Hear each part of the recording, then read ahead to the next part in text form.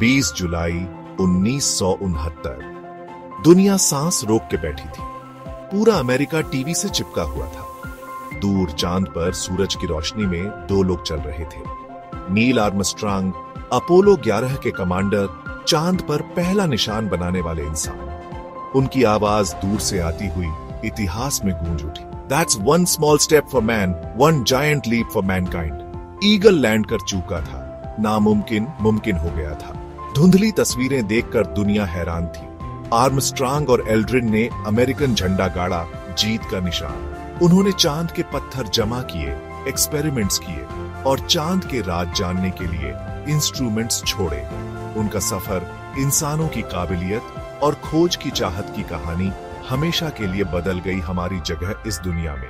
लेकिन इस जीत के साये में शक का बीज भी बोया गया।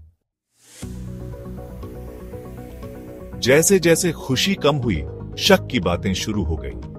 कोल्ड वॉर के डर और सरकार पर भरोसे की कमी के चलते कुछ लोगों ने चांद पर उतरने पर सवाल उठाए। उनका कहना था कि झंडा हवा में लहरा रहा है, जबकि चांद पर हवा नहीं होती। तारे जो हमेशा आसमान में दिखते हैं, फोटोज में नहीं है।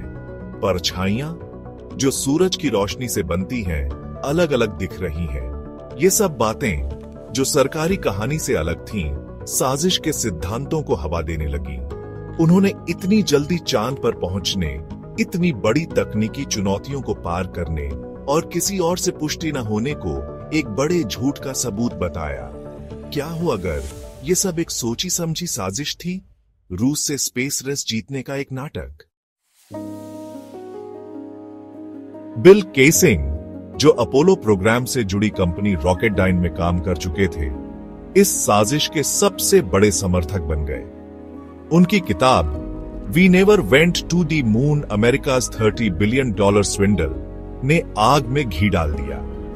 केसिंग ने कहा कि नासा के पास चांद पर जाने की तकनीक नहीं थी, इसलिए उन्होंने ये सब ड्रामा किया ताकि इज्जत बच जाए और पैसा मिलता रहे।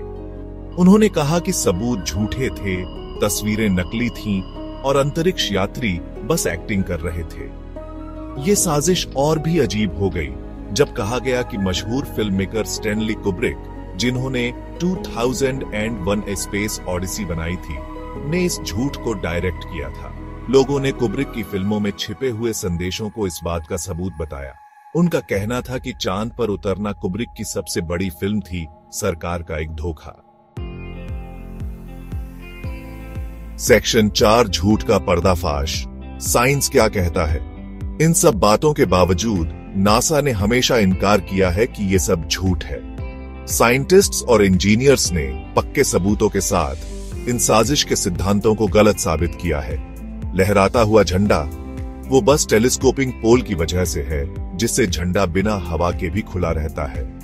गायब तारे वो कैमरा सेटिंग्स की वजह से हैं, जो चांद की सतह को दिखाने के लिए थीं। परछाइयों का अलग अलग होना वो चांद की ऊंची नीची सतह और सूरज के एंगल की वजह से है। चांद के पत्थर जो अपोलो मिशन से लाए गए थे और दुनिया भर की लैब्स में जांचे गए, वो असली है। और लूनर लेजर रेंजिंग एक्सपेरिमेंट को मत भूलिए, जो अपोलो के अंतरिक्ष यात्रियों द्वारा चांद पर रखे गए रिफ्लेक्टर्स का इस्तेमाल करता है। ये आज भी धरती और चांद के बीच की दूरी का सटीक माप देता है। सेक्शन 5, अनसुलझे सवाल।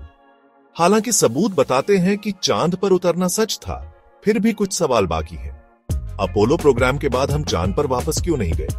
इसकी कई वजहें हैं। पैसे की कमी, बदलती राजनीति और मंगल जैसे नए ग्रहों की खोज। अपोलो 11 मिशन के असली टेलीमेट्री टेप्स का क्या हुआ? वो खो गए या गलती से मिट गए? उस समय डेटा स्टोर करने की सुविधा कम थी। ये सब बातें हालांकि परेशान करने वाली हैं, लेकिन चांद पर उतरने के सबूतों को गलत नहीं ठहराती। लेकिन ये हमें याद दिलाती हैं कि सच्चाई कितनी जरूरी है, रिकॉर्ड रखना कितना जरूरी है और झूठी खबरों से कितना खतरा है, खासकर सोशल मीडिया के जमाने में।